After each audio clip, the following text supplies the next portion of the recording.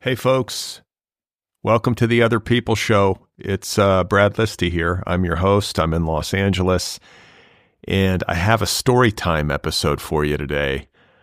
You're going to be hearing an excerpt from a new novel by Lily Meyer. It's called The End of Romance. Time magazine calls it, quote, a dark Valentine of a novel. And I should note that this is going live on Valentine's Day. So happy Valentine's Day, wherever you are, whatever you're doing, however you're feeling, whomever you're with. You know what I'm saying? I don't like Valentine's Day. I don't like holidays, but it's here. We've got to deal with it on some level. And I thought that playing an excerpt from Lily's book would be a good thing to do.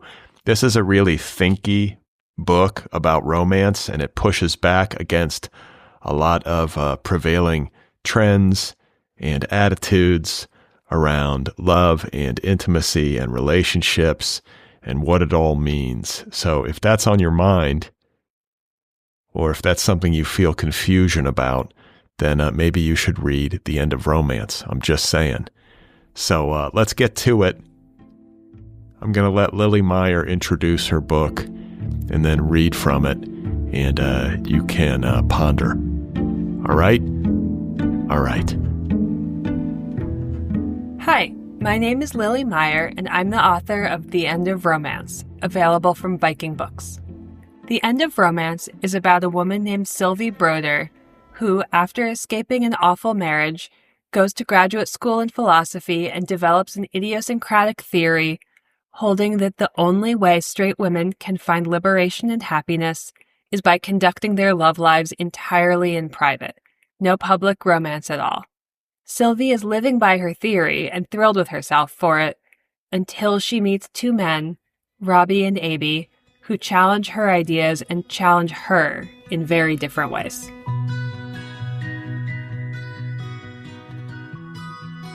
Sylvie had a vision of the world after romance. No one would get married. Grand gestures of devotion would be vanishingly rare. Rom-coms, reality dating shows, the New York Times' modern love column, the vast majority of memoirs, and the romance novels that had once been her personal opiate would be seen as the obsolete apparatus of oppression. All forms of sexual or erotic love, from the lifelong to the 10-minute, would be considered so private it would be tacky to mention them to anyone not directly involved. In such a world, relationships would be infinitely less frightening, since entering one would not change anyone's perception of how free you were. In the world Sylvie currently inhabited, though, that couldn't be counted on, and so she had vowed to herself that she would never again sleep with any man more than once. Before moving to Charlottesville, she'd worried that it was too small for her policy to be viable. But luckily, the town seemed to have an abundance of men. Within weeks of moving, she'd established the same routine she'd maintained through her master's. Spent her Saturday afternoons at a bar reading a novel, and then if no man had approached her by evening, select the most promising candidate there. She rarely had to do so. Men loved to interrupt a woman with a book. One sunny afternoon in late September, she was on the patio of a downtown brewery, hiding in her copy of The Plot Against America while watching a man who resembled a young, light-haired Jerry Garcia sweet-talk his friend's giant dog, when the stool beside her scraped and her classmate Nadia Mendez sat down. Nadia was Sylvie's only potential ally among her classmates. It seemed to Sylvie that the philosophy department took its building's name, Cock Hall, too seriously. Nadia was the only other woman in her cohort. There were only 2 on the faculty. More importantly, Nadia was the only other person in Sylvie's class who didn't do analytic philosophy. All the men in their cohort were logicians disinterested in the problems of everyday living. Sylvie didn't get why you'd study philosophy if you didn't care about the human experience, though in fairness, Nadia didn't deal with humans either. She was a reformed coder who, she'd explained during orientation, had decided she would rather study artificial intelligence than build it. Actually, that isn't true. She touched her chin, which was pointed just enough to make her head look slightly elegantly egg-like. I want to write sci-fi about it, but I never have good story ideas. Sylvie had liked Nadia from that moment on.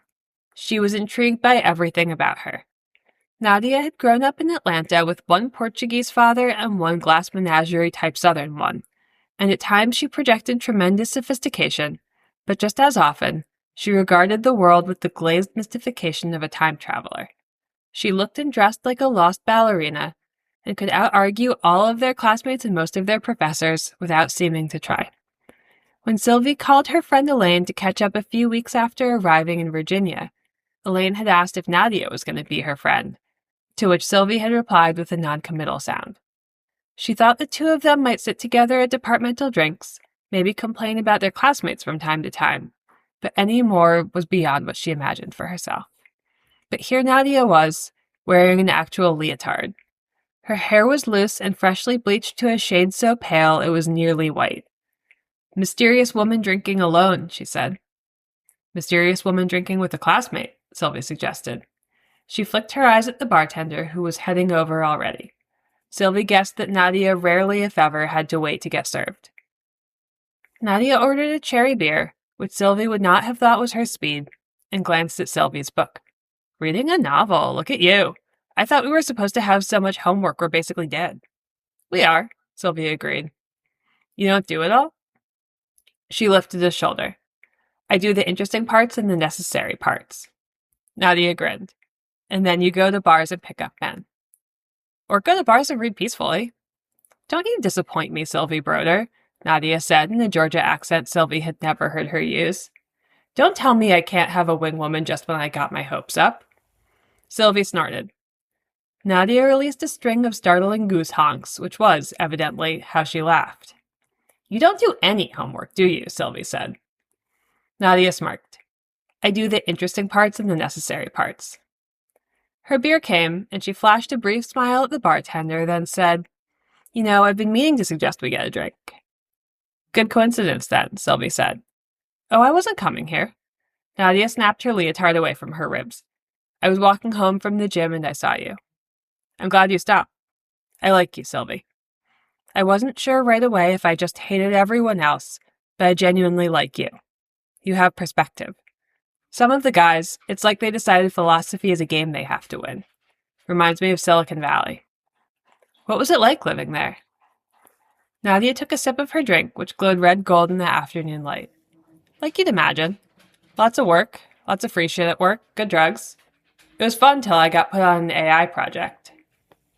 "Isn't that what you study?" Sylvie had only the sketchiest concept of Nadia's proposed dissertation.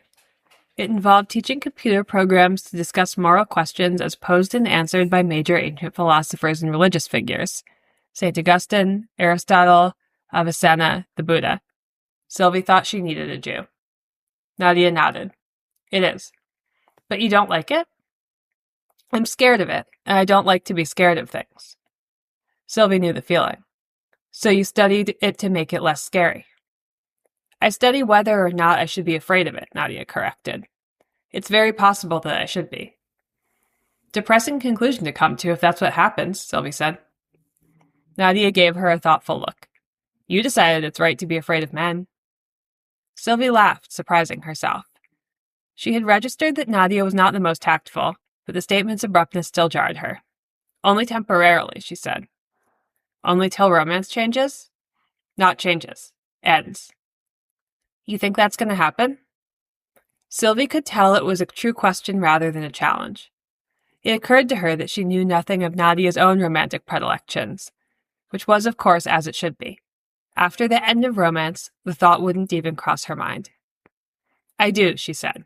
"I have to." "For the sake of your career or your life?" Nadia asked, and then shook her head. "No, rephrase. I'm fishing. I want to know the story of how you got scared of men." Nobody had ever asked Sylvie so directly what had happened to her. It was oddly gratifying. She hated being handled carefully. She still didn't want to answer, though. "I got stuck with a bad one," she said. "For a long time." Nadia waited to see if more was coming. Sylvie let her wait. It took longer than she anticipated.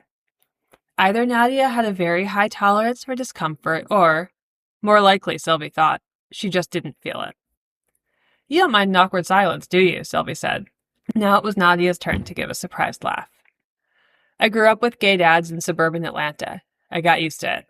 After a second, she added, would have been the same in any suburb in the 90s, probably. No gay parents where I grew up, Sylvie agreed. Which was where again? Outside Boston. Pretty far outside. Nadia wrinkled her narrow nose. Cold. Existentially and literally. It's going to be too cold for me here. It was too cold in California. Sylvie could tell from the creases in Nadia's face that this was an issue that genuinely preoccupied her. Fear of cold seemed more reasonable than fear of artificial intelligence, though what did Sylvie know? She'd never thought about the latter at all. I want to know more about your dissertation, she said, speaking of California. Nadia lifted an eyebrow. It showed the telltale signs of overplucking in high school or college. Sylvie, too, had overplucked, but her eyebrows were far too powerful for permanent harm. Are you sure? Nadia said. It's extremely boring to most people. I thought everyone was into artificial intelligence. Yeah, because they think it's Terminator. As soon as you start talking about writing programs to explain Taoism to a computer, trust me, people tune out. Nadia recrossed her long legs. Anyway, I don't want to talk about work when I don't have to. Fair enough, Sylvie said. She was, in all honesty, not especially interested in learning how the Tao Te Ching translated into code. Nadia looked highly satisfied. In that case, I have a deal for you. Hang out with me all the time, and I'll never talk to you about computers. You're on. Sylvie extended her hand. Formally, the two women shook it. All right, there we have it. A Valentine's Day special. Lily Meyer reading from her new novel, The End of Romance, out there now from Viking. You can find Lily on the internet at lilyjmeyer.com, and you can follow her on Instagram. Once again, her book is called The End of Romance. And that's it for today, a Storytime episode. Don't forget to follow this show. Subscribe, you know what I mean. Subscribe to the Other People podcast if you haven't done that yet. Follow me on Instagram and Blue Sky. Sign up for my newsletter over at bradlisti.substack.com. Get an Other People t-shirt or join my book club at otherppl.com. All of that stuff. All right. Hope you're having a good one. Question mark? I don't even know how to talk about life anymore. You know what I mean. I hope you're okay. Happy Valentine's Day. And there will be a replay episode coming your way tomorrow. So there's more stuff in the pipeline for you to listen to. So you can sort of get away from reality if you need to. Not that my show is like some kind of fantasy, but you know what I mean. If you need a distraction, I got you. All right.